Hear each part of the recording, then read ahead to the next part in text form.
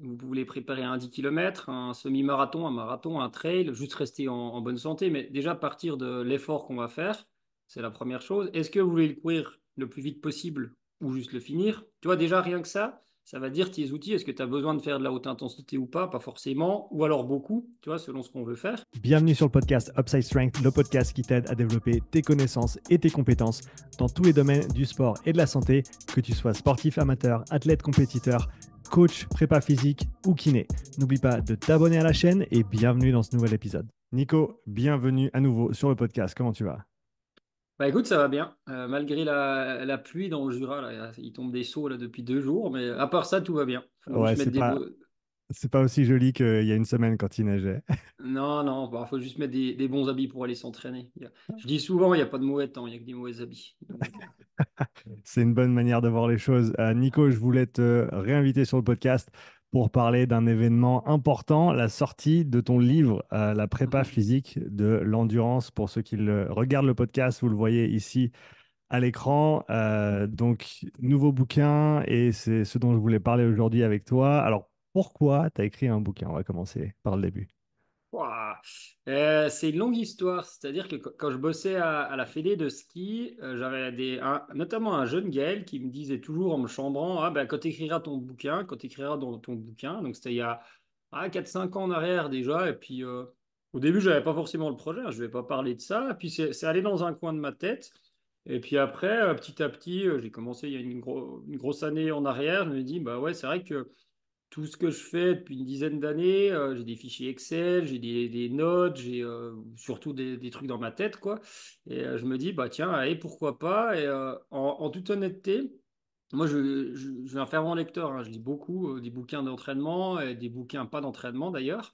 Et je me suis dit, mais il n'y a personne, en toute modestie, hein, qui a fait un bouquin sur la prépa physique de l'endurance et surtout destiné aux sportifs amateurs de niveau débutant à avancé. Je trouvais que ça existait nulle part. Et du coup, on a souvent des cas d'études repris ou des choses comme ça sur du haut niveau, mais pas forcément sur ce qui est applicable à monsieur et madame tout le monde tous les jours. Donc, du coup, j'ai essayé de faire, c'est aussi ma manière de bosser, là, de réconcilier, enfin, c'est pas séparé, mais de mixer un petit peu les deux sur ce qui peut se faire à haut niveau et ce qu'on peut en tirer pour les amateurs. Donc, j'ai essayé de faire un bouquin pratique, quoi. Je pense que c'est super intéressant. Il est très joli, il est très bien illustré. Il y a des graphiques, il y a des photos, il y a des exemples de séances et d'entraînement à plus Ouais. savoir qu'en faire. C'est extrêmement complet. Comme je te l'ai dit juste avant, hein, j'ai pas encore eu le temps de le lire depuis que tu me l'as envoyé. C'est un bouquin qui fait près de 500 pages, hein, qui fait plus de 500 pages. Plus de 500, ouais. Donc, il y a il y a largement de quoi faire. Ce que je voulais faire ici, c'est parcourir les différents chapitres. Tu as 7 chapitres Ouais. que tu as utilisés pour organiser le livre. Je voulais passer par chacun des chapitres et que tu nous dises un petit peu, alors sans pouvoir regarder dans ton propre bouquin, juste nous parler un petit peu comme ça des différents sujets que tu as abordés, pourquoi tu les as séquencés et organisés de la manière dont tu l'as fait. Mais avant ça, je suis curieux de te demander, et ça c'est une petite curiosité personnelle, combien d'heures tu as pris pour écrire le livre? Bah, je peux pas te dire si je suis vraiment honnête. J'ai attaqué l'écriture à l'automne, enfin vraiment l'écriture à l'automne 2022. Donc il y a déjà un moment. Après l'hiver avec la fédé de ski, j'ai pas pu avancer dessus. Donc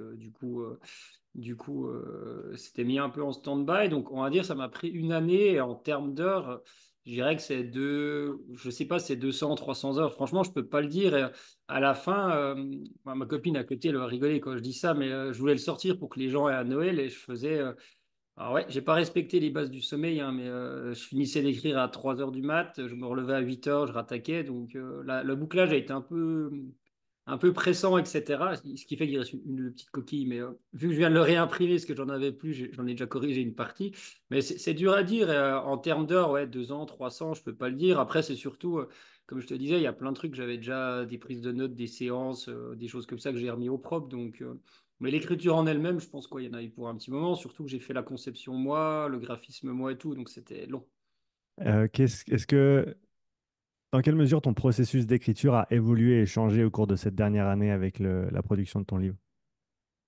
Ben, de toute façon, j'ai fait toutes les erreurs qu'on peut faire, forcément, vu que j'étais débutant dans l'écriture de livres. Donc, au début, il y a des sujets que j'étais allé vraiment loin dedans. Puis après, je me suis dit, déjà, un, est-ce que l'info, elle est intéressante?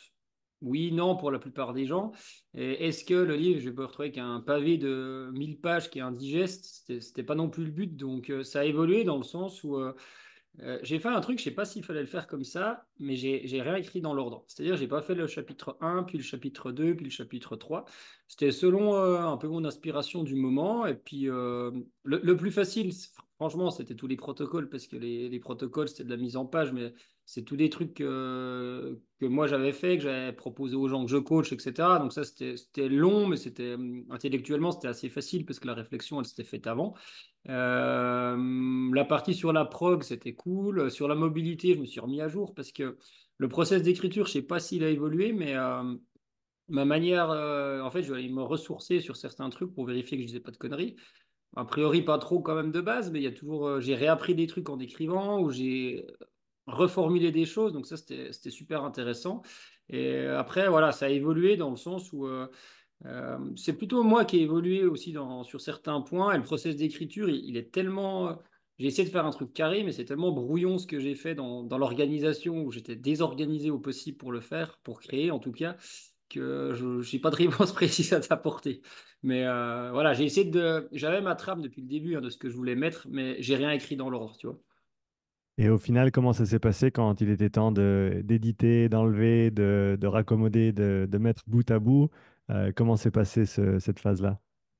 Ah, s'il voit la vidéo, je flippais un peu parce que toi, tu fais le truc. En plus, j'ai vraiment fait l'idéal, ce que j'aurais pu faire, mais j'en ai beaucoup qui le voulaient pour offrir à Noël. Et puis, je l'ai écrit pour les gens aussi. J'aurais dû l'imprimer en version papier, faire un exemplaire test, le relire et tout. Et là, je l'ai relu sur ordi, je l'ai fait relire à des gens que je coach. J'ai Chloé, je lui fais une petite dédicace. Quand elle avait 4 heures de home trainer, elle me relisait chapitre par chapitre. Enfin, tu vois, ça s'est fait vraiment. Un peu dans la précipitation, mais de manière réfléchie, tu vois ce que je veux dire. Mais du coup, je me suis dit, j'essaie de faire la forme qui est la meilleure possible, mais c'est le fond qui m'intéresse, et je pense, et j'étais convaincu que le fond était là, donc voilà. Qu'est-ce que tu préfères de ce livre que tu as créé? C'est encore tout frais, c'est encore tout jeune, mais pour toi, qu'est-ce qui ressort comme aspect positif? Ça peut être du livre en lui-même, ça peut être de la phase d'écriture, la dernière année que tu as pris pour le créer. Bah, en fait, ce qui ressort, il y a plein de choses, mais le truc pour moi qui ressort le plus, c'est quand j'ai des gens que je connais pas qui me font des retours, ça c'est cool. Mais encore plus que ça, c'est quand j'ai des gens que je connais pas qui m'identifient sur les réseaux qui sont en train de faire les séances.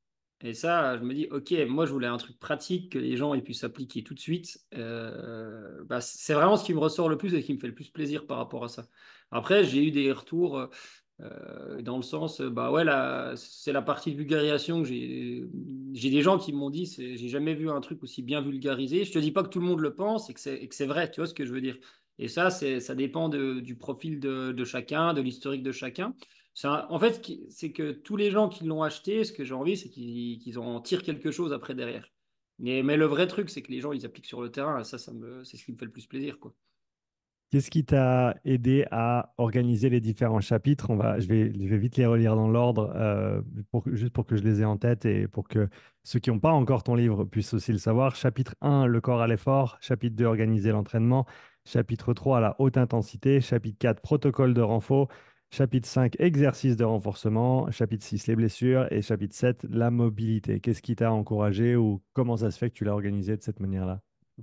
Bah, c'est le chemin de construction normal quand moi je fais une prog, hein. C'est-à-dire que déjà comprendre ce qu'on fait, donc le corps à l'effort, j'ai vraiment fait les basiques et ce qui me paraissait essentiel pour le public du livre. Tu vois, il y a certains trucs, je ne vais pas aller dedans beaucoup dans le détail. Certains, je les ai pas abordés. On peut en rigoler, hein, mais VO2 max, j'en parle quasiment pas parce que pour moi, c'est pas, c'est pour moi, c'est ma perception, c'est pas fondamental. Il y a d'autres trucs qui le sont.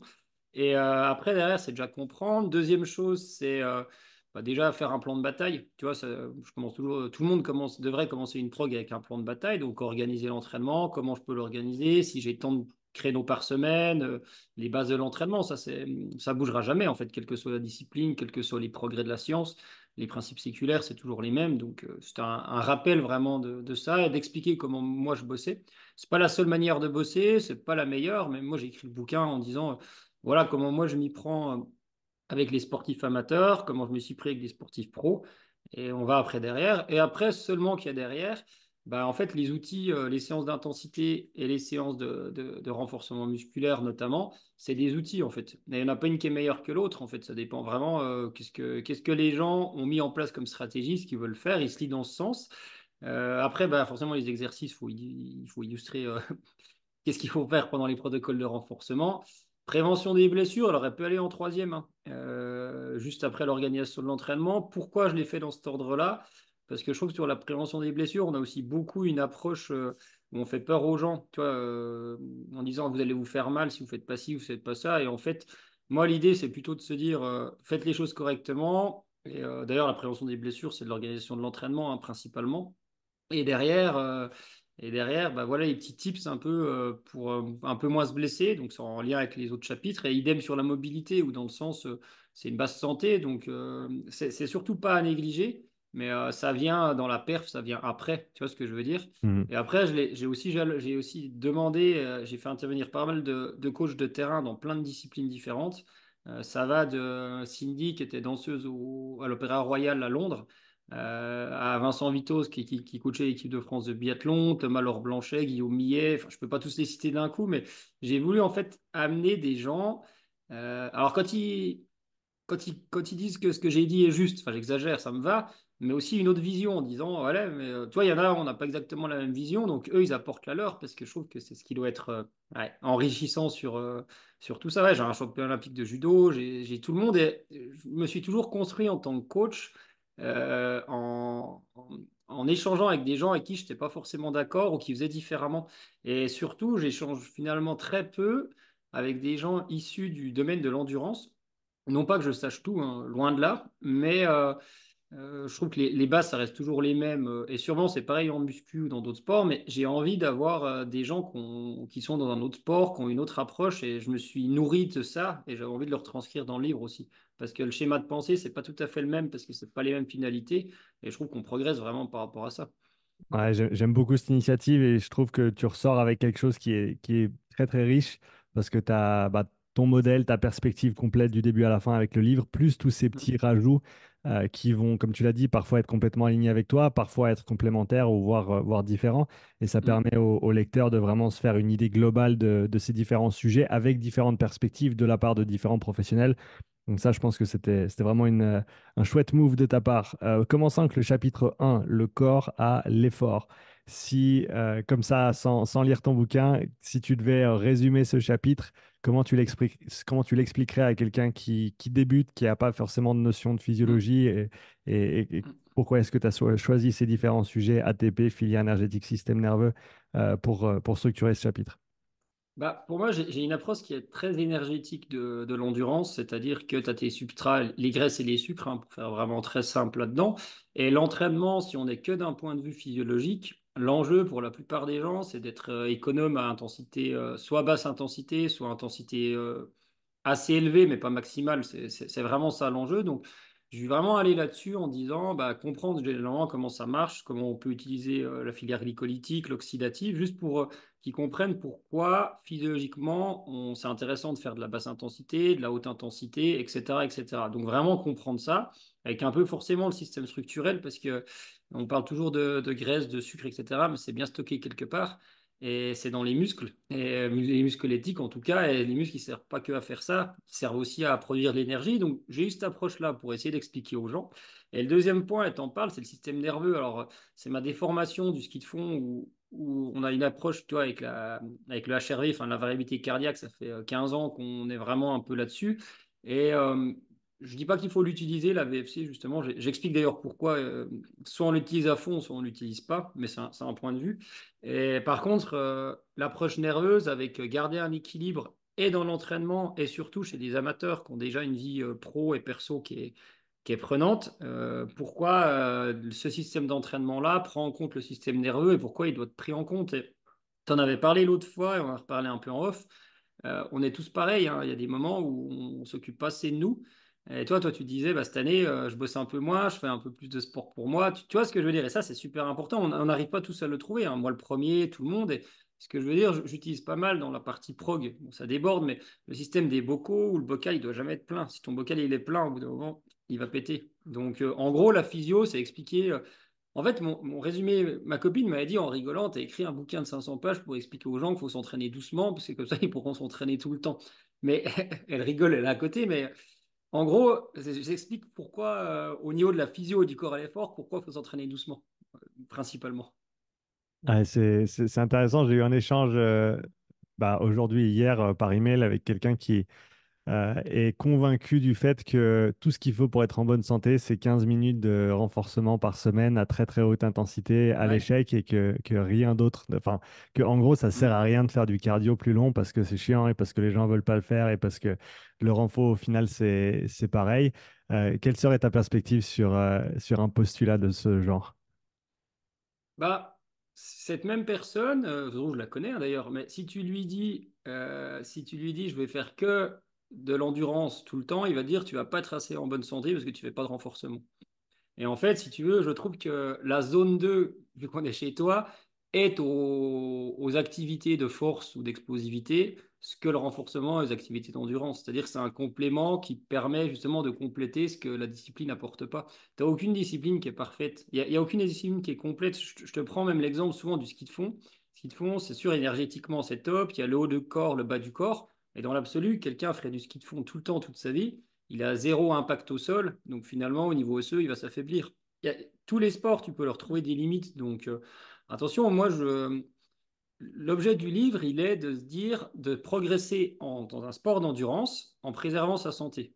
C'est-à-dire que le postulat, il est là, il n'est pas de dire il faut faire que de la basse intensité ou que de la haute intensité, enfin surtout pas d'ailleurs, mais le renforcement vient en complément. Et à cette personne-là, je pourrais lui répondre la même chose. C'est-à-dire que si tu veux rentrer dans la performance, tu es obligé d'aller jouer sur des curseurs qui ne sont pas forcément toujours bons pour la santé. C'est vrai, il ne faut pas se mentir. Si c'est du sport santé, bah, il faut le prendre en disant si tu fais une fois de sport dans la santé, tu vois, c'est pareil, tu as une approche de perte de poids. Ok? Tu vas te focaliser sur une séance, combien de calories tu as brûlé.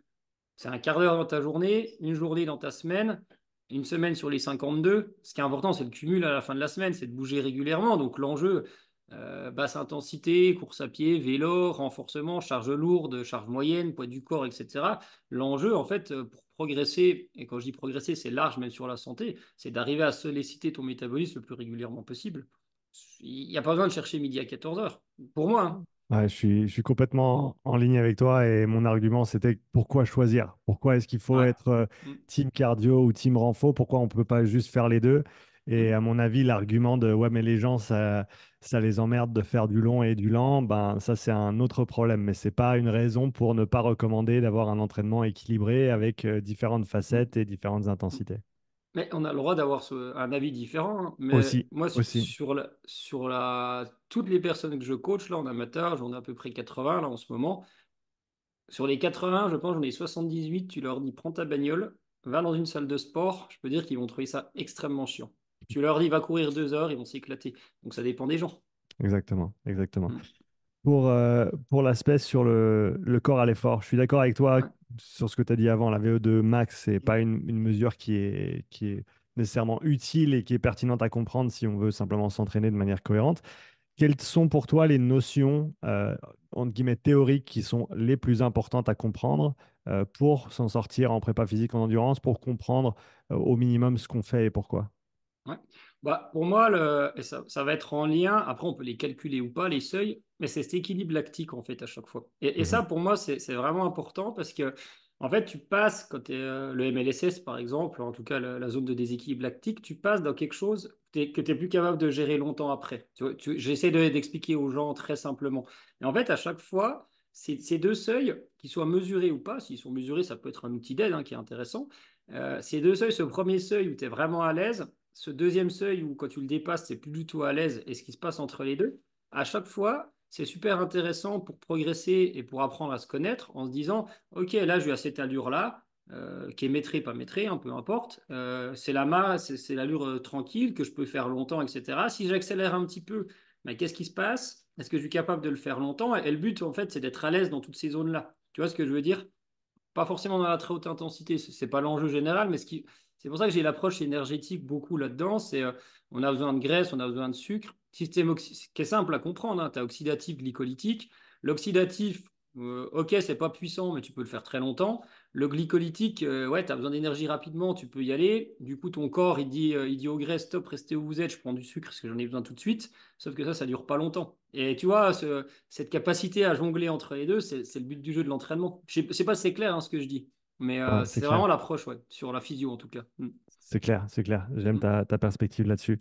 Si on parle du chapitre 2, organiser l'entraînement, je Ouais. pense que tu vas vraiment éclaircir énormément de points avec ce chapitre parce que je pense, une des questions que je reçois encore le plus, hein. Les gens, ils savent, ils connaissent les différents types de séances, ils comprennent différents formats de séances, ils en ont vu chez différentes personnes ou dans différents programmes. Mais après, la grande question, c'est toujours comment tu les combines, comment tu les mets ensemble.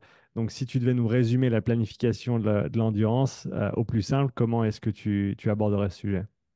Bah, déjà, la première chose, c'est qu'est-ce que vous voulez? Vous voulez préparer un 10 km, un semi-marathon, un marathon, un trail, juste rester en bonne santé, mais déjà partir de l'effort qu'on va faire, c'est la première chose. Est-ce que vous voulez le courir le plus vite possible ou juste le finir? Tu vois, déjà rien que ça va dire tes outils. Est-ce que tu as besoin de faire de la haute intensité ou pas? Pas forcément, ou alors beaucoup, tu vois, selon ce qu'on veut faire. Ça, c'est déjà prendre un petit peu, donner cette stratégie-là.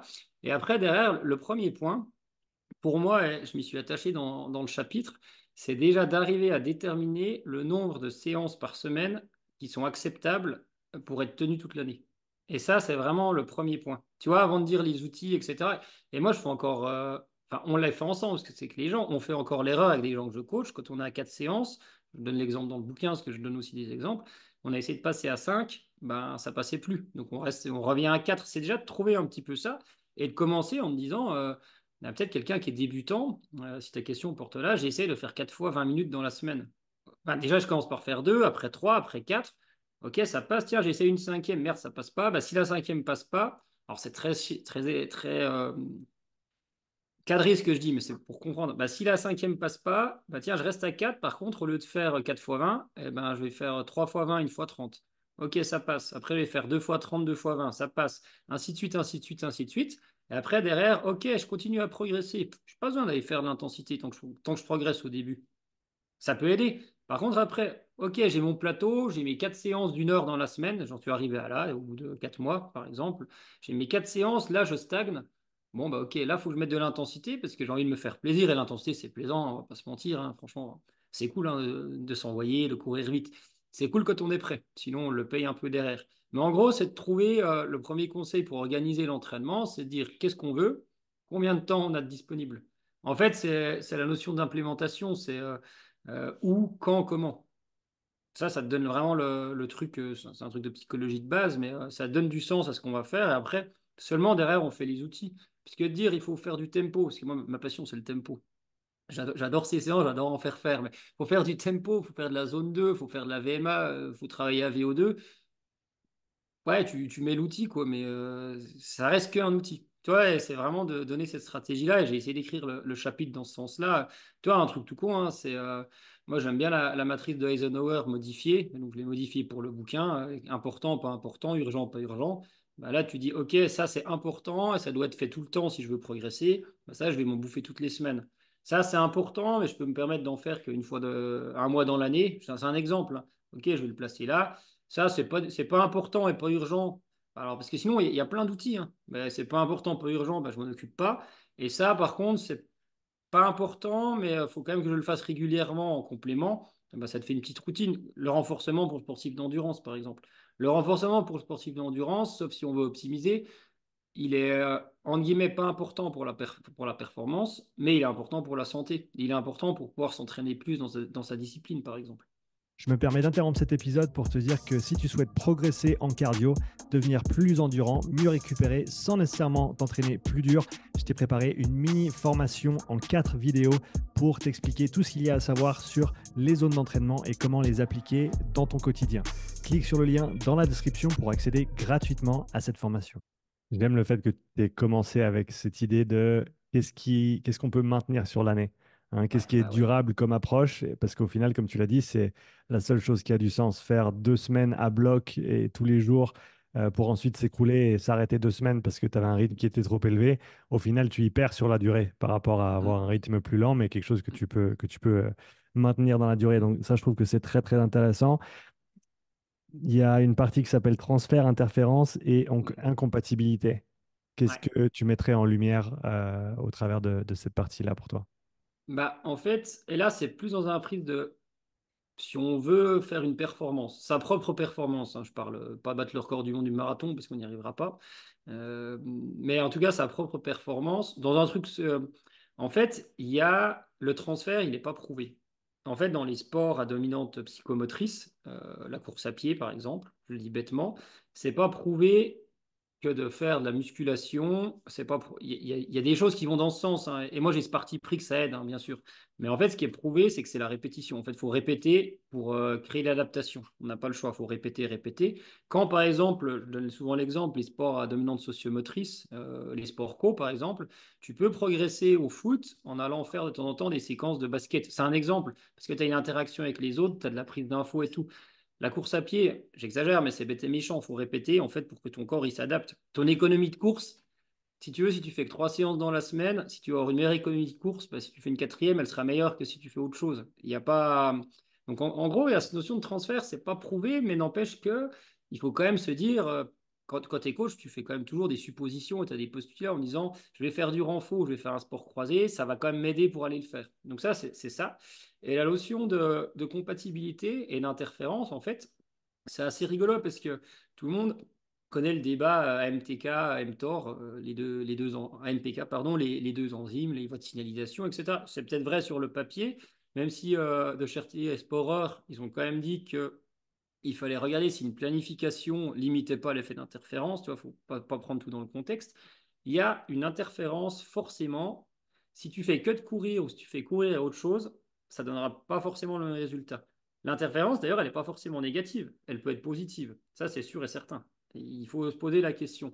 En fait, cette notion d'interférence, il faut la prendre en disant, si au lieu de courir 6 fois, je cours plus que 5 fois et je fais du renforcement musculaire à la place, par exemple, je vais obtenir un résultat qui est différent, qui peut être positif comme être négatif. Il ne faut pas le prendre à la séance, mais en fait, il faut le prendre. Elle peut être négative si le sport croisé, comme le renforcement, empiète trop sur la pratique spécifique. Il n'y a quand même pas de, il y a pas de secret. Tout le monde dit, et le record du monde du marathon, il fait 300 bornes 6 grosses semaines.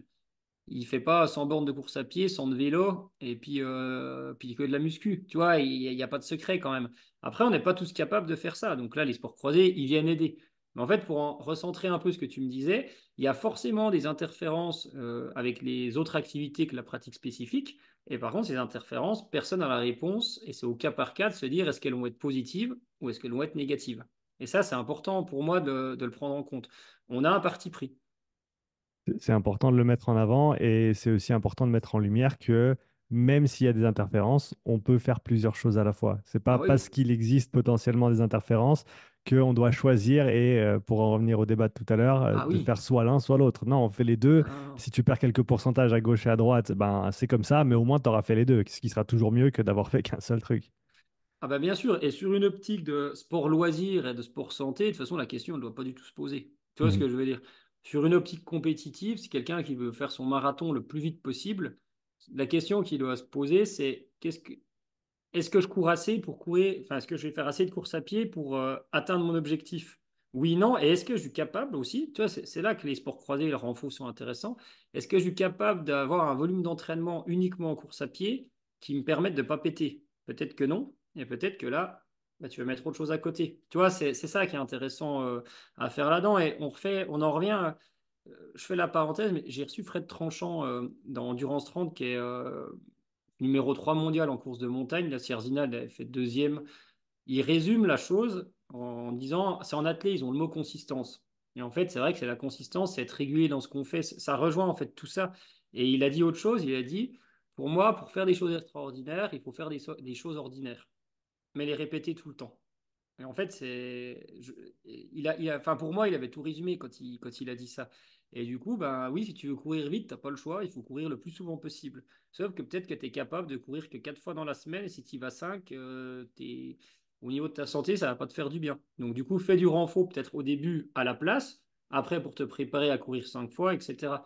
Mais après, la notion d'interférence, je suis d'accord avec toi, on se prend la tête pour pas grand-chose. Quand tu t'entraînes 6 fois par semaine, c'est rien. Enfin, moi, c'est ce que je fais, mais C'est pas 15 fois, c'est pas 3 fois par jour, tu vois. Là, tu peux te poser la question. Avant, je suis pas sûr. Tu as parlé de ton analogie des bocaux tout à l'heure. Ouais. Et c'est une des sections dans ce chapitre 2, organiser l'entraînement, qui s'appelle conserver une marge, les bocaux. Ouais. Pourquoi conserver une marge? Mais il y a plein de trucs, en fait, la marge. Il y a ta marge dans ton année. Tu vois, enfin, dans ta journée, par exemple, ou dans ton année, si tu es toujours au taquet, ça en revient au fait de pouvoir tenir toute l'année. Peut-être qu'il vaut mieux faire une séance de moins dans la semaine, mais la faire sur 52 semaines. Tandis que si tu remplis ton bocal en disant plein de bonne volonté, je vais faire 7 jours sur 7. Alors oui, si tu cours 20 minutes par jour, 7 jours sur 7, au bout d'un moment, c'est faisable, mais si tu t'entraînes un peu plus fort, ça tiendra peut-être pas. Donc, garder cette marge-là, garder cette marge et c'est en lien avec la journée. Tu vois, si ta journée elle est fatigante et que tu retournes tous les soirs te mettre une cartouche, tu n'as plus de marge de manœuvre en fait. Ça va pas durer longtemps. Pour moi en tout cas. Et garder, c'est pareil, une marge de manœuvre aussi dans ta séance. Si tu as 2 heures d'entraînement devant toi, entre midi et deux, moi j'ai le cas avec certains, si tu pars dans l'idée de faire 1h55, tu bouffes ton sandwich vite fait, tu te dépêches, machin, généralement ça se finit pas bien. J'ai eu le cas avec Seb, s'il m'entend, on s'était mal compris, j'en reparle dans le bouquin sur le temps qu'il avait réellement à disposition. Sur ses intenses, son échauffement était fait à moitié, son temps de récup était raccourci, mais il a fini chez le kiné, quoi. C'est pas grave, après on a corrigé, mais tu vois, toujours garder une petite marge à chaque fois et garder une marge dans la progression. Parce que si tu optimises, pour moi, hein, tout ce que tu fais maintenant, ok, tu vas progresser super vite, puis après ton plateau, une fois que tu as déjà tout optimisé, mais qu'est-ce qui va te rester comme levier quand tu n'as que 4 séances dans la semaine ou 5 séances pour progresser? Tu n'en as plus beaucoup, tu vois. Et je trouve que toi, la perf, c'est de la confiance en soi. En vrai, la confiance qu'on a dans ce qu'on est capable de faire, c'est un gros facteur de performance et quel que soit le niveau. Et chaque fois que tu progresses, tu augmentes ton niveau de confiance. Je trouve que la plupart des gens, c'est quand même ça. Et tandis que si tu n'as pas de marge de manœuvre dès le début dans ce que tu fais, en disant, ouais, bah, j'ai le temps un petit peu d'optimiser, mais en fait, quand tu stagnes pour continuer à avoir de la confiance, pour moi, c'est compliqué.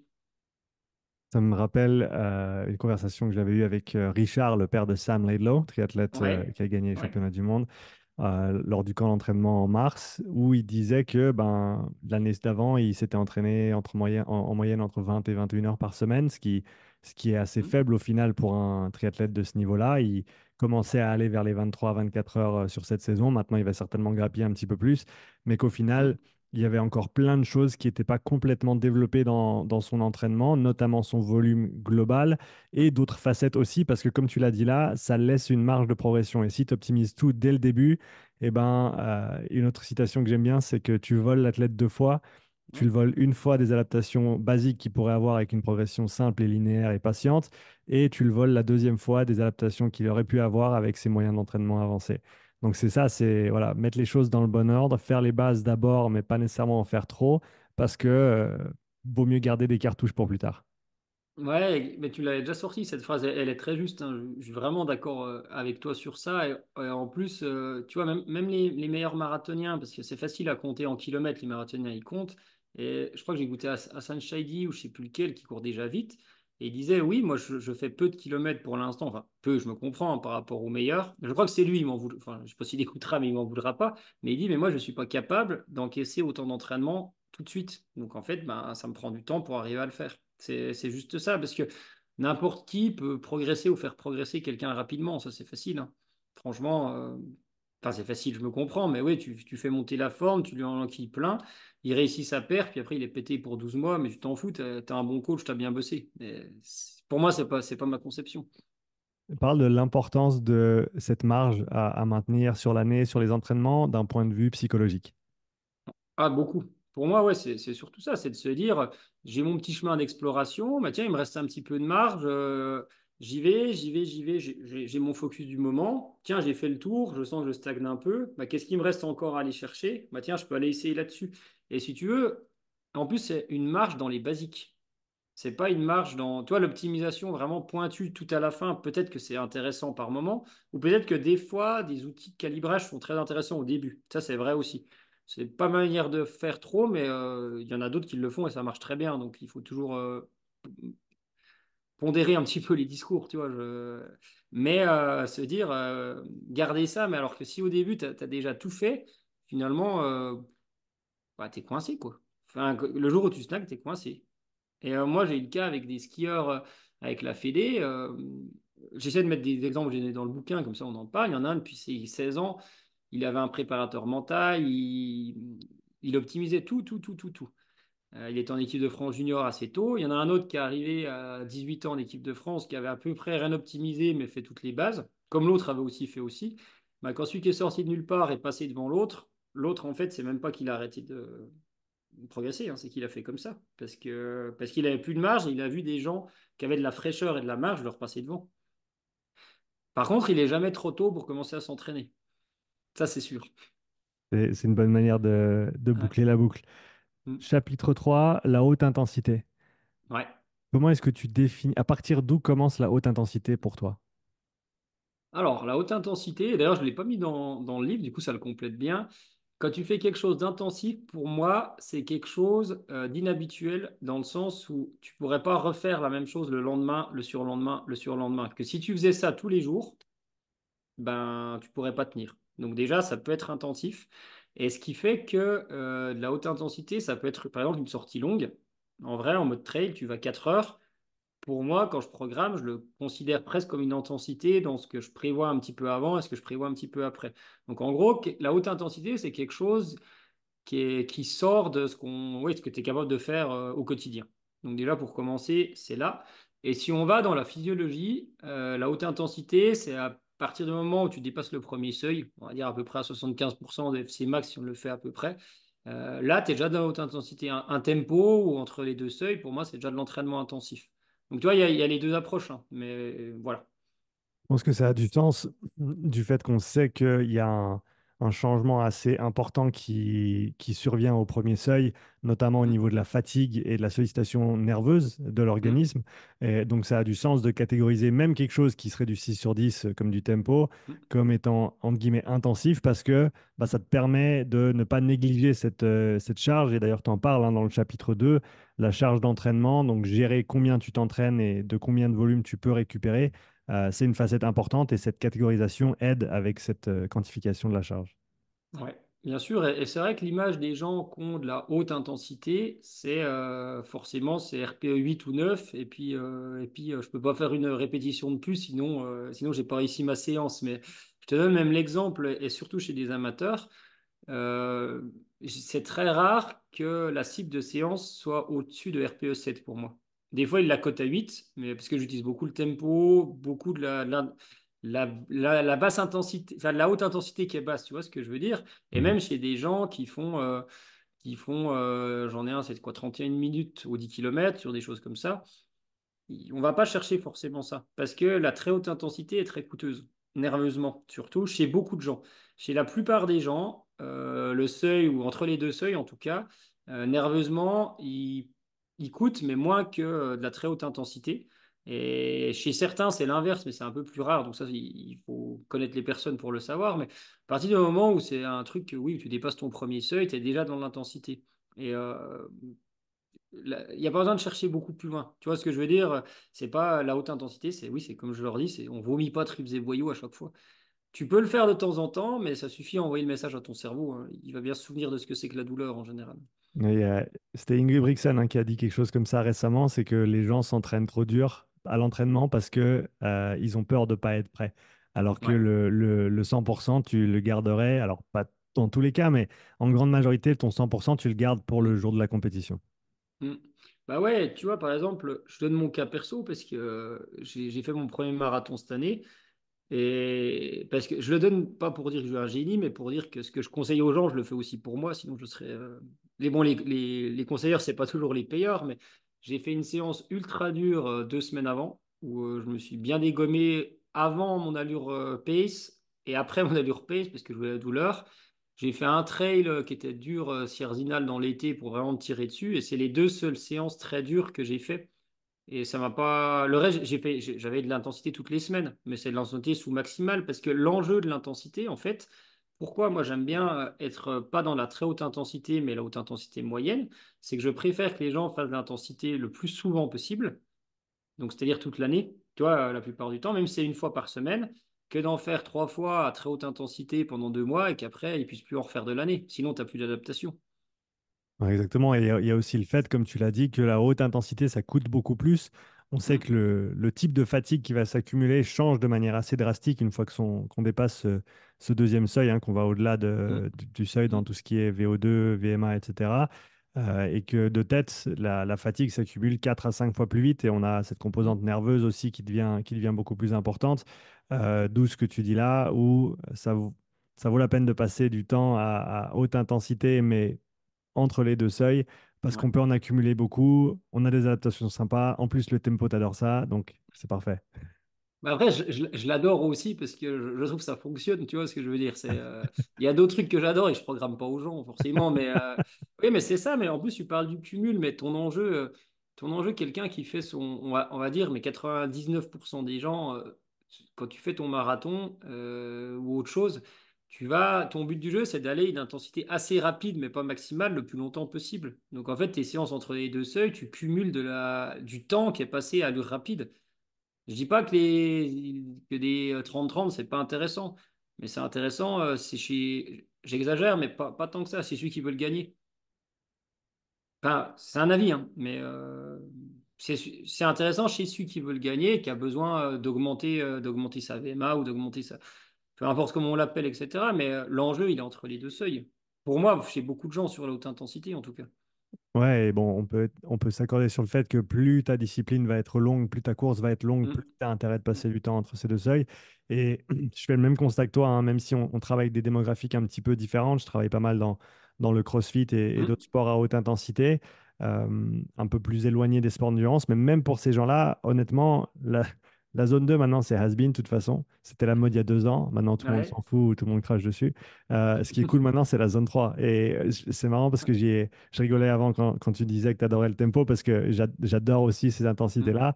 Un, pour le ressenti, parce que plus jeune, étant mm, sportif, j'ai jamais fait ce genre de séance. J'étais tout le temps dans le ouais. rouge, tout le temps à Mm, bloc. Et donc, c'est des sensations que je connaissais même pas. Donc, de faire un 3x1 sur le vélo, c'était complètement nouveau pour moi. Alors, et on gardait sous le pied, comme tu l'as dit, hein, toujours garder une marge. Mais ouais, je pense que c'est des intensités qui sont peut-être tomber un petit peu dans les mm, oubliettes pendant un temps, en tout cas pour une partie de la population, parce que bien entendu, mm, si tu cours des marathons, tu fais du trail, c'est des allures mm. qui sont quand même assez centrales à l'entraînement. Mais pour toute autre personne qui fait pas de l'endurance, à mon avis, c'est une séance assez incroyable. Mais en fait, il y a plusieurs raisons à ça et tu résumes bien le truc. Je repensais à toi l'autre fois en courant, en faisant ma zone 2. Je me disais, mais Sean, il a toi. Mais non, mais la zone 2 à la fois est venue à la mode et tu as beaucoup contribué. Mais finalement, que ce soit un effet de mode, ça a eu comme effet que beaucoup de gens se sont mis à en faire et c'est bénéfique. Donc en fait, que ce soit toi ou Pierre ou Paul ou Jacques qui l'ait popularisé, on s'en fout parce que ça, c'est super chouette. Et ce qui se passe, c'est que les gens, ils sont pas patients, hein. Et c'est le problème des réseaux sociaux maintenant. Et en fait, si tu veux, là, je te donne le tempo, là, la zone 3 comme on peut l'appeler, si on a un modèle à 5 zones. Pourquoi c'était passé de mode? Parce qu'on appelle ça la zone grise, entre guillemets, pour une raison simple, c'est qu'en fait, c'est super délétère quand il va trop souvent. C'est-à-dire qu'en fait, la zone 2 c'est la frontière, et en fait, en gros, c'est les gens qui s'entraînent trop vite à basse intensité. Quand ils sont tout le temps en zone 3 ça fatigue. Donc les gens, qu'est-ce qu'ils ont dit? Ils ont dit, bah, faut surtout pas aller là-dedans. Ce qu'ils font, ils appellent ça l'endurance nocive. Mais en fait, c'est faux. Il faut juste pas y aller souvent. Il faut juste, enfin pour moi, il faut juste considérer que c'est une intensité. Donc ça veut dire que c'est pas parce que c'est plaisant qu'il faut la faire tous les jours. C'est quasiment tous les gens, y compris moi, la plupart de l'intensité, ils en ont une par semaine, des fois deux, des fois une toutes les 2 semaines, mais peu importe. C'est ces intensités-là et on va pas chercher plus haut. De temps en temps, oui, mais tu vois, tu résumes bien les effets de mode. Et puis je te dis que je le dis en rigolant, mais dans pas longtemps, la mode, ça va être les répétitions de sprint. 30 secondes de la route et 4 minutes de récup, tu verras. Ce qui est bien, en fait, tout est bien. C'est ça. Mais ouais. J'aime bien ce que tu as dit là sur la zone 3, le fait que si tu fais beaucoup de zone 3 parce que tu le fais à la place de ta basse Mm, intensité, on a mm, certainement quelque chose à optimiser. Mais si tu le catégorises et que tu le considères comme une intensité et que tu fais en parallèle la basse intensité, c'est mm. mutuellement bénéfique Ouais. et tu vas avoir des adaptations super intéressantes. Mm, En restant sur la haute intensité, on m'a commenté récemment sur une vidéo et je serais curieux d'avoir ta perspective. On m'a dit, la zone 2 ça sert à rien. tant que tu fais pas au moins 10 heures d'entraînement par semaine. En gros, si tu es débutant et que tu n'as pas beaucoup d'heures dans ta semaine pour t'entraîner, la basse intensité, c'est une perte de temps et autant faire de la haute intensité. Alors, 10 heures, ça dépend de quel sport tu parles. Parce que 10 heures de course à pied, je peux dire qu'il faut pas t'oublier. Déjà pour commencer. Donc, il faut remettre les choses en place. Moi, je les ai pas, hein. Ma moyenne, elle est à 8. Et même pour tu vois, mon marathon, je le visais en 3 heures. J'ai mis 2,52. J'ai 8 heures. Ma moyenne, elle est à 8 heures. Tu vois, c'est 30 heures par mois. J'ai des mois à 40, des mois un peu moins. Mais tu vois ce que je veux dire? Déjà 8 heures, si tu fais que de courir ou un peu de renfo, c'est déjà énorme. Mhm. Et en fait, les gens, ils se trompent en parlant. Autant pour comptabiliser le volume est juste, autant pour la basse et haute intensité, pour moi, c'est ton nombre de séances. C'est-à-dire que bah, pour moi, le ratio qui est stable, c'est 4 séances basse intensité, une séance haute intensité. Après, la question, il faut avoir le profil de la personne, c'est qu'est-ce qu'il veut. S'il veut Mhm. progresser, s'il fait que de la haute intensité, ouais, tu vas progresser vite, hein, franchement. N'importe quel blaireau peut mettre quelqu'un en forme en un mois. Enfin, franchement, c'est facile ça. Après, est-ce que ça va être durable? Je sais pas. Après, si c'est juste pour te faire plaisir, peut-être tu peux faire que de la haute intensité, peut-être que ça va passer. J'y crois pas, mais dire il faut faire 10 heures pour avoir le droit de faire de la basse intensité, je pense pas. Moi, je dirais plutôt qu'il faut pouvoir t'entraîner déjà 4 fois dans la semaine, avoir le droit de faire de la haute intensité dans le sport d'endurance, hein. Ouais. C'est ça. Après, encore une fois, là, c'est le jeu aussi, mais ça reste que mon point de vue à moi. Mais je ne comprends pas en quoi de faire que de la haute intensité. Après, je pense qu'il faut un petit peu les deux. Et ça dépend de la demande du sport. Tu vois, j'avais discuté avec Max Altenhoven, donc à Phoenix, Toulouse, Wand. Eux, leur ratio il est 70% de haute intensité. Parce que, en fait, le besoin de leur discipline, il est là. Tu vois, c'est ça aussi. Dans l'endurance, moi, j'aimerais bien que tous les gens que j'entraîne, ils puissent s'entraîner minimum 10 heures par semaine, tu vois, chez les amateurs. Et je peux dire que mais c'est rare, hein, franchement. Même quelqu'un, moi, il est à quoi, 2,35 au marathon, c'est celui que j'ai qui, en amateur, enfin, j'en ai qui vont un peu plus vite, mais j'ai que la prépa, mais que je suis complètement. Ces semaines, elles sont à 8 heures, tu vois. Donc lui, ça veut dire que si j'écoute l'autre argument, ben, je vais lui faire que de la haute intensité, parce qu'il n'a pas le droit de faire de la basse intensité. Son marathon, il va pas prendre le départ, hein, je te rassure tout de suite, hein. Parle-nous des échauffements pour ces entraînements de haute intensité, que ce soit tempo ou au-delà. Quelles sont les erreurs que tu vois le plus souvent dans les échauffements pour les séances de haute intensité? On est entre nous. Bon, il y a des gens qui Oui, nous il n'y a que écoutent. nous. Je partagerai pas. Si, justement. Mais, j'ai dû en mettre dans le bouquin. Mais si je suis très honnête, si tu vas faire du tempo, ce que je fais même pour moi et chez plein de gens, tu vas courir 10 minutes, doucement, puis t'attaques. Donc en fait, Si on, si on parle de séances l'erreur, plus intenses après ah, ça, plus mais vas-y, intense. continue. Ouais, c'est autre chose. Mais en fait, l'erreur, enfin, je te dis ça, mais c'est chez les gens qui s'entraînent régulièrement, tu vois ce que je veux dire. L'erreur, en fait, c'est de gaspiller toute son énergie à l'échauffement. Et ça, c'est valable en musculation et en course à pied, etc. Et en fait, ça dépend de ta demande. Tu vois, c'est généralement ce qui est le plus classique comme. Pour moi, par contre, c'est d'attaquer directement par l'intensité. Ça, c'est sûr que c'est non, mais tu fais 10-15 minutes de footing tranquille. Généralement, si tu vas aller faire de la zone 3. Sauf si tu as une pathologie, tu vois, que c'est ton kiné qui t'a dit qu'il faut t'échauffer avant d'aller courir. Ça, évidemment, c'est pas mon domaine de compétence. Mais Hmm. sinon, ouais, l'erreur, j'en vois pas tant en vrai, à part gaspiller toute son énergie. Et par contre, c'est le moment de la journée. Et toi, je te dis ça, et moi, je cours pas le matin au réveil. Quelqu'un qui court le matin au réveil, peut-être qu'il a besoin de pousser un peu plus son échauffement. Ça Hmm. va dépendre de la température aussi. Après, sur de la très haute intensité, c'est pas une erreur d'échauffement.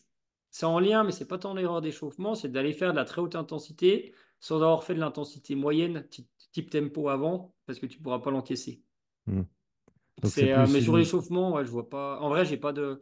Je vais pas te dire un truc pour te dire un truc parce que j'ai jamais remarqué quelque chose. T'as bien raison. Et pour les gens qui veulent cette partie-là, eh ben, c'est dans le chapitre 3 sous Ouais. l'échauffement et la récupération.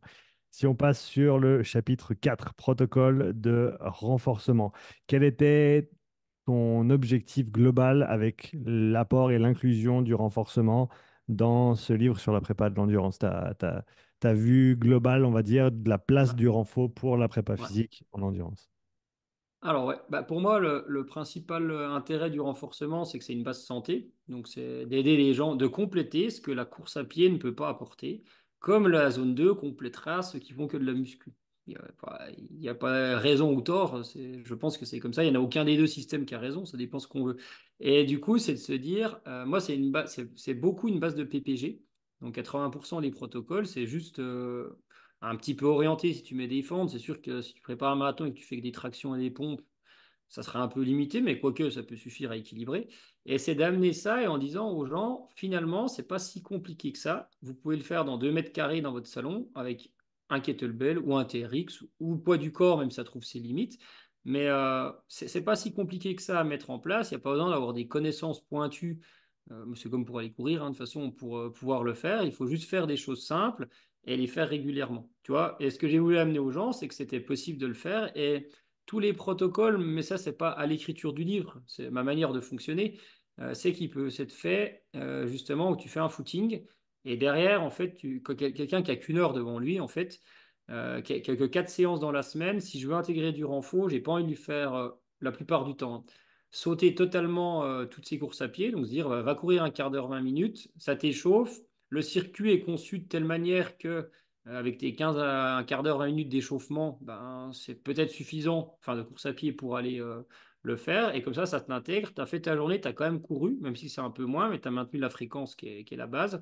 Et derrière, tu peux faire ça derrière. Donc vraiment, j'ai essayé de retranscrire ce que je faisais faire aux gens, et c'est cet esprit-là. Donc c'est dire, ça peut s'intégrer facilement. Et ton interférence, là, il y en a. T'as pas à te poser la question d'enchaîner course à pied, renfo, ou mieux si tu as du temps, renfo, course à pied, ça c'est encore mieux, mais peut-être des fois tout le monde n'a pas le temps. Te pose pas la question, fais les deux, ça sera toujours mieux que d'en faire zéro ou d'en faire que d'un dans cette optique-là. Qu'est-ce qui est le plus important dans le renforcement? Pourquoi le renforcement, il a sa place dans une prépa physique générale, même pour quelqu'un qui fait de l'endurance?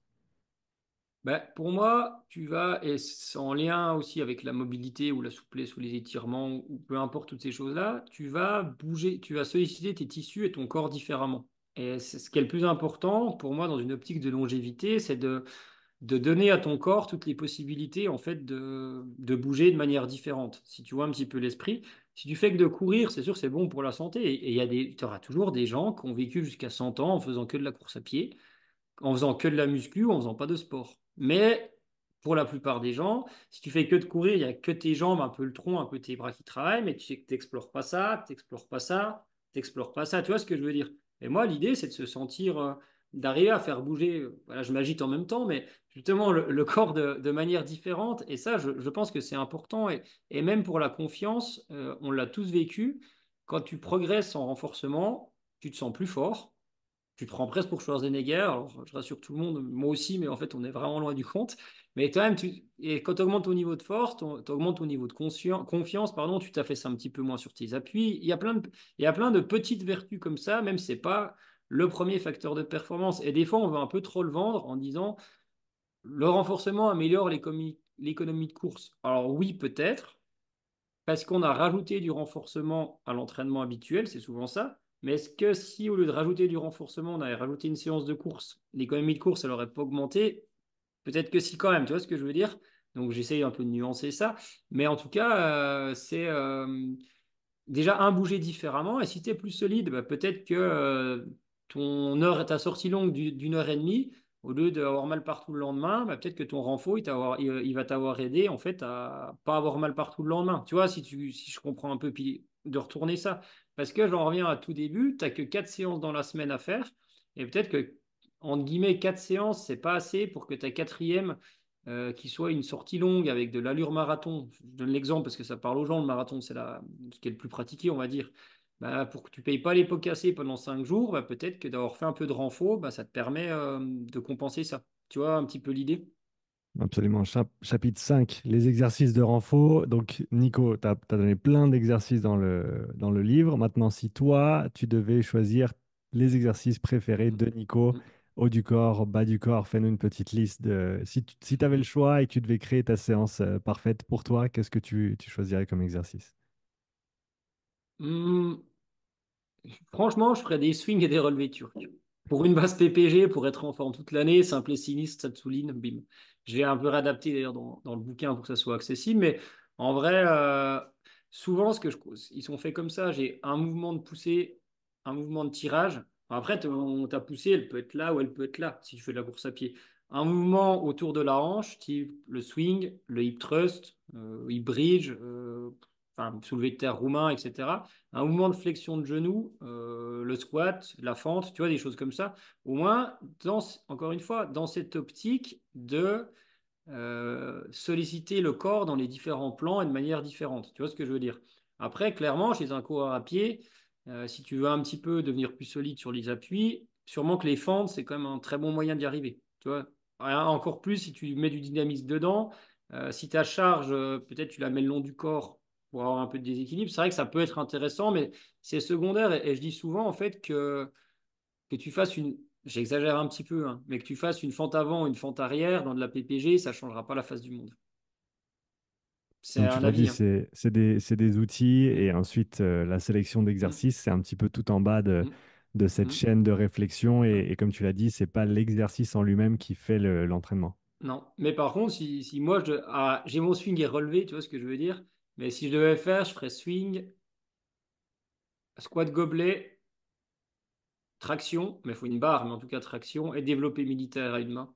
Et je trouve que c'est complet. Plus le relevé turc qu'à l'échauffement. Mais tu vois, moi, c'est mes fétiches à moi, mais il y a des gens pour qui ça ira pas, tu vois, c'est pareil aussi. Mais j'aime bien la manière dont tu as organisé les choses et je suivrai un axe de réflexion qui est similaire. Un exercice plutôt axé échelle antérieure, donc les squats, tu les as cités. Mm, Gobelet, c'est très bien avec la charge devant. Les swings, on a plutôt un focus sur la chaîne poste. En plus, on a l'aspect dynamique, ce qui est toujours mm, intéressant. Et ensuite, on a traction, donc tirage vertical. Et on a mm, presse militaire mm, qui est une presse aussi, mais verticale. mm, Et en gros, tu as rempli ces quatre bocaux mm. et tu as touché tous Ouais. les patterns Mm. généraux que tu peux effectuer en info. Ouais, c'est ça. Et le swing, c'est un excellent apprentissage, je trouve. C'est pour ça que je l'aime beaucoup, de gestion des temps forts et des temps faibles. Hmm. Et si tu veux, finalement, n'importe quel sport que tu fais, tu as un temps fort et un temps faible dedans. À chaque fois, si tu es toujours en tension tout le temps, ça marche pas. Et toi, ce swing, jouer sur la dynamique et tout, au-delà des effets ischio, fessiers, tronc, etc. Mais juste sur ça, sur cet apprentissage de gestion je vais dire tempo, mais ça n'a rien à voir avec la séance, mais de gestion de ça, je le trouve super intéressant au niveau proprioceptif, par exemple. Chapitre 6, les blessures. Tu nous en as parlé un petit peu tout à l'heure. Comment est-ce que tu Ouais. abordes ce sujet des blessures dans le livre? C'est très simple. J'ai demandé à un kiné de l'écrire, comme ça, voilà. Non, mais j'ai demandé à mon pote et collègue Alexis Grappin, là, qui est kiné avec l'équipe de France de ski et d'aviron. Et il a écrit, non, il a écrit la première partie, du coup, où justement, c'est ça qui m'intéresse. Il y a des trucs que je suis pas trop d'accord avec, même si lui est plus expert de la prévention des blessures que moi. On est bien d'accord. On est d'accord sur le fond. Tu vois ce que je veux dire? Mhm. C'est la gestion de l'entraînement qui prévient les blessures. Il y a des points où je suis un petit peu moins d'accord, où certains kinés qui le liront seront pas d'accord avec lui, comme certains coachs sont pas d'accord avec moi. Donc en fait, je lui ai vraiment laissé la parole en me disant, moi j'ai écrit les 4 premiers chapitres, parce que le cinquième c'est les exercices, hein, mais les 4 premiers chapitres en disant comment organiser son entraînement. Maintenant, comment on peut aller un peu plus loin dans la prévention des blessures. Ça, j'ai laissé commencer par là. Ensuite, j'ai voulu m'intéresser quand même aux spécificités féminines, s'il y en a. Bon, il y en a forcément. Donc j'ai commencé à l'écrire une grande partie et je me suis dit, ok, mais je suis pas une femme. Donc, à un moment, je coach des femmes, j'ai un peu d'expérience dessus, j'ai coaché des femmes en équipe de France ou amateur, mais n'empêche que je ne ressens pas les choses comme une femme, donc il me faut une femme pour compléter ce que je dis, parce que je ne dis pas que seule une femme est compétente pour conseiller une femme et un homme pour conseiller un homme, mais sur ce point-là, c'était important, donc j'ai Manon d'Auvergne qui l'a écrit, et en fait, si tu veux, je t'explique pourquoi j'ai fait parler 2 personnes. C'est pas comme les autres qui ont juste complété mes propos. J'aurais vraiment donné libre choix pour écrire. C'est que je considère que moi, mon boulot, c'est d'aider les gens à progresser en sécurité. Ça, c'est la première chose. Par contre, mon boulot, c'est pas de soigner des gens. Et en fait, quand on parle de blessures et de prévention, je voulais des professionnels de santé qui expliquaient leur vision à eux et avec leur zone de compétence. Donc, c'est pour ça en fait, que je leur ai demandé de l'écrire. C'est pas par fainéantise, mais j'aurais pas été aussi pertinent qu'eux. Et moi, je voulais un bouquin pertinent. Sur le reste, je te dis pas que j'ai raison sur tout, mais j'estime être pertinent dans ce que j'ai écrit. Là, j'estimais que c'est eux qui allaient apporter une plus-value. Ouais, donc pour résumer ce chapitre 6, tu as l'introduction, ensuite peut-on prévenir les blessures et si on se blesse, on fait quoi?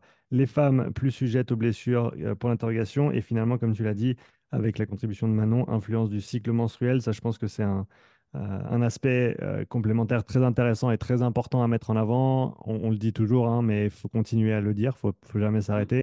C'est un sujet qui est très très important. Il faut que plus de gens en prennent conscience, autant les femmes pour elles-mêmes, autant les coachs et les personnes qui travaillent avec des femmes au niveau professionnel dans le sport, parce qu'on ne peut pas juste se défaire de ces choses-là et complètement les ignorer. En tout cas, si on le fait, c'est aux dépens de la personne, aux dépens de l'athlète ou la sportive, et ça, c'est pas une solution. Donc, c'est vraiment cool que tu aies mis ça dans le chapitre aussi. Non, mais c'était super intéressant. Enfin, moi, ça m'intéresse déjà. Il y a des choses où j'étais un peu limité aussi, tu vois, forcément. Donc, ça m'a aussi aidé à apprendre. Et par exemple, typiquement, les règles, et ça, je l'avais observé de manière empirique, mais Manon l'a bien complété.